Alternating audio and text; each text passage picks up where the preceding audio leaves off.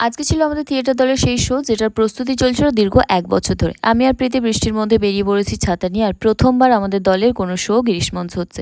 এসে দেখছি সবাই সেট সাজাতে শুরু করে দিচ্ছে, আর প্রীতির এটা ফার্স্ট শো, তো ওর মুখটা দেখো ভয়ে শুকিয়ে গেছে। সবাই সেট সাজাচ্ছিল, সেই সুযোগে আমি একটু বাইরে এসে চা আর মোমো খেয়ে ভেতরে গিয়ে দেখি সবাই রেডি হচ্ছে। আর এই শোতে আমার কোনো পার্ট নেই, তাই ফ্রিলি ঘুরে বেড়াচ্ছিলাম। আর এই দেখো প্রীতির তো চুলগুলো ছোট ছোট, তাই ওকে ফলস চুল পরানো হচ্ছে। নাটকে আমার কোনো কাজ নেই তো কি হয়েছে, ব্যাক স্টেজে কাজ ছিল। আমাদের দলের বার্ষিক ম্যাগাজিন বেচতে বসেছিলাম আমরা, তারপর আমাদের নাটক শুরু হলো যথাসময়ে।